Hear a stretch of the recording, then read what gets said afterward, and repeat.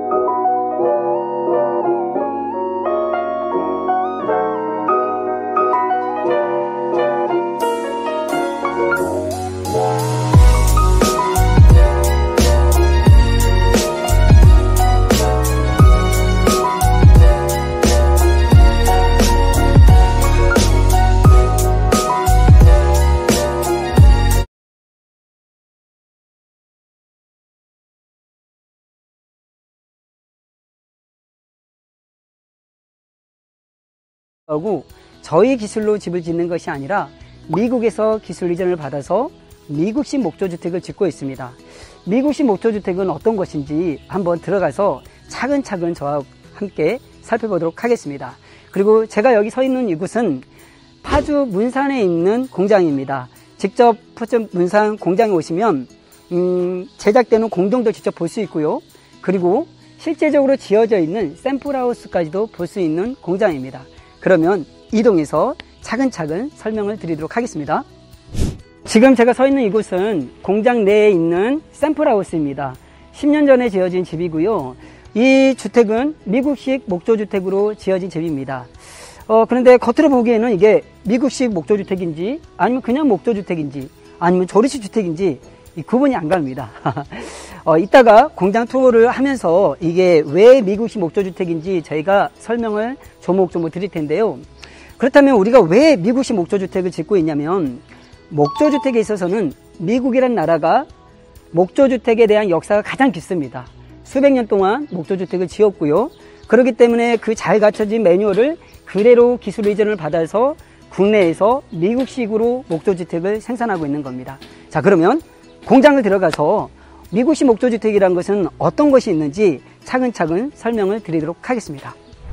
미국식 목조주택의 가장 중요한 특징은 바로 나무와 나무의 간격입니다. 뼈대와 뼈대의 간격이라고 하죠. 이 간격이 반드시 40cm를 유지를 해야 됩니다.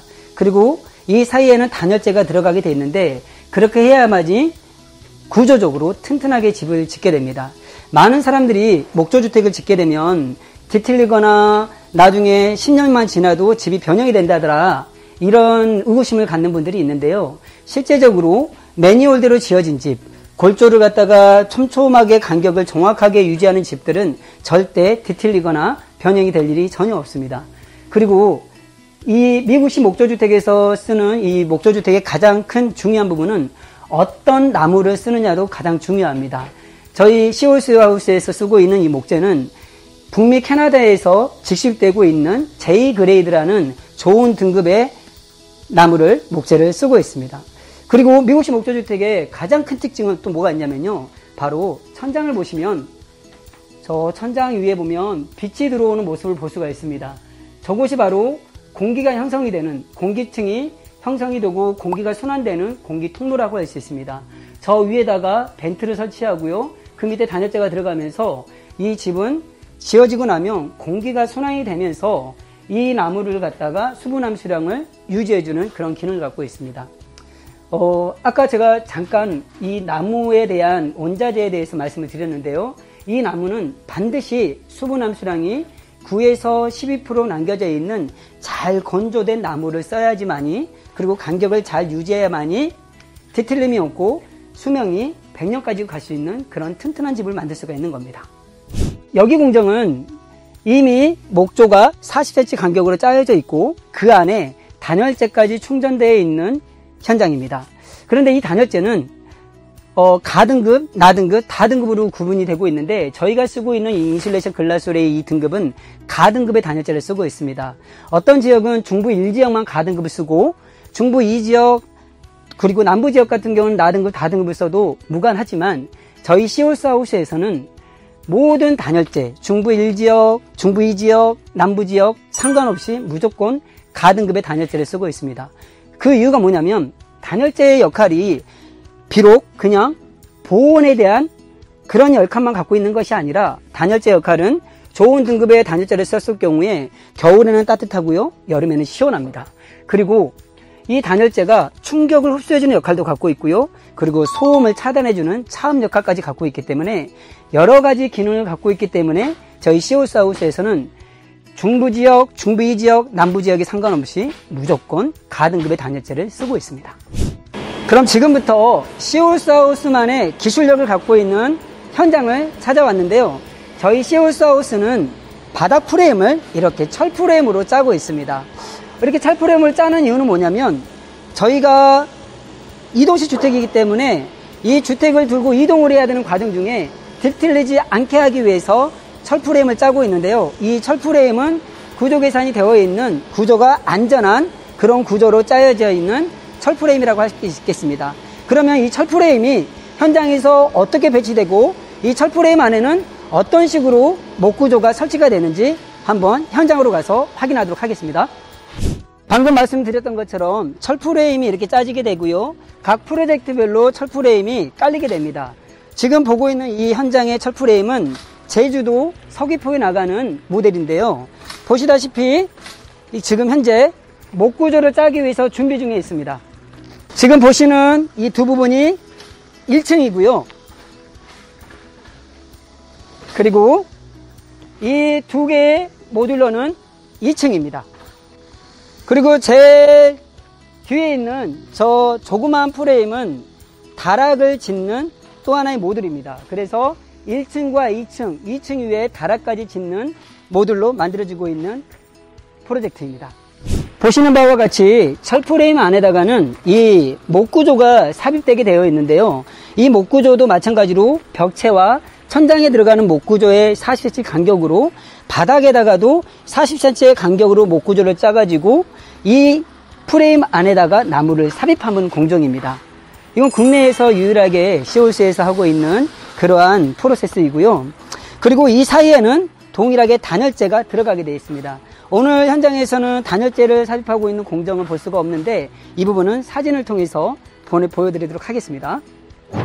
제가 서 있는 이곳은 바로 현관 입구입니다. 바로 여기에는 신발장이 들어갈 거고요. 그리고 중문을 열고 들어가면은 거실이 될 텐데, 중요한 거는 현관 입구, 그러니까 신발이 놓이는 이 부분까지도 보일러 배관이 깔라져 있다는 겁니다. 저희 시올스하우스에서는 난방을 100% 하고 있습니다.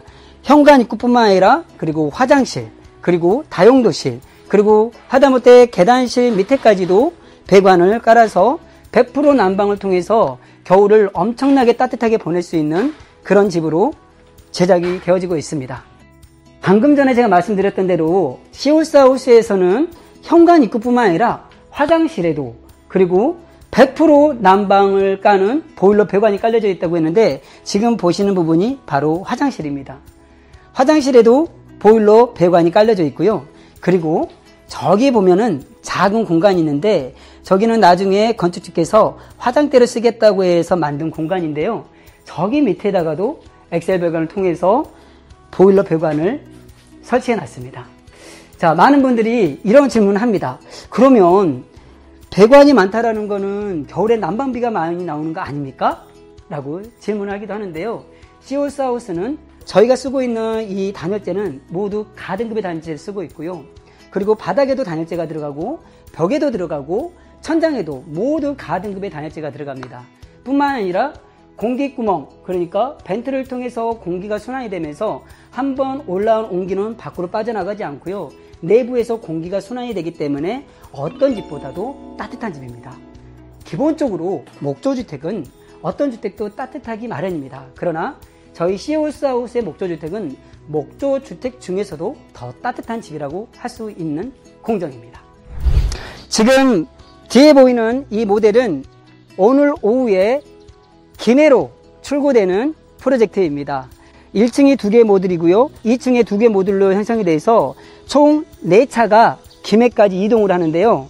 어떻게 공장에서 어디까지 완성이 되고 또 현장에 가서는 어디서부터 제작이 되는지 설명을 드리도록 하겠습니다. 따라오시면 기본적으로 외장재는 현장에서 80%를 완성해서 가게 됩니다. 보이는 부분이 1층이고요. 1층에 1개 모듈, 또 이곳은 바로 2층의 또 하나의 모듈입니다. 현장에 가서 들어오시면 1번 모듈과 2번 모듈이 결합이 돼서 이게 1층이 되는 겁니다. 그런데 중요한 거는 보면 아까 제가 말씀드렸던 대로 온도를 쳐서 이동을 하게 됩니다. 온돌이 두께가 50cm가 넘습니다. 근데 이 철프레임과 온돌은 1층에만 깔리는 것이 아니라 2층에도 동일하게 철프레임이 깔리고 나무가 들어가고 단열재가 들어가고 온돌이 들어가기 때문에 2층에 올랐을 때도 2층에서 걸어 다녀도 층간소음마저도 없는 그런 집이라고 할 수 있습니다. 목조주택의 가장 큰 단점 중에 하나가 2층에서 걸어 다니면은 목조의 특징상 울릴 수밖에 없는데요. 그래서 밑에서는 층간소음이 날 수밖에 없는데요. 저희 회사는 층간소음이 날 수 있는 그런 요인을 저희가 잡아서 철프레임이라든지 나무를 넣고 단열재를 넣어가지고 소음을 차단해주고 그리고 그 위에다 또 온도까지 쳤기 때문에 층간의 두께를 일반 아파트라든지 주택의 일반의 두께가 21cm인데요. 저희 시홀스에서는 50cm로 이 두께를 유지하고 있습니다. 그렇기 때문에 층간소음까지 없는 집이라고 할 수 있습니다. 지금 보시다시피 오늘 출고가 될 예정인데요. 내부에 있는 내부 인테리어는 현장에서 결합이 된 상태에서 내부 인테리어가 들어갑니다. 타일, 도배, 마루, 그리고 싱크대, 그리고 등극이 설치까지는 현장에서 직접 설치된 이후에 작업을 하게 됩니다. 오늘 제가 우리 시홀스하우스 공장 투어를 통해서 저희 시홀스하우스가 어떻게 미국식 목조주택을 짓는지 소개를 시켜드렸는데요.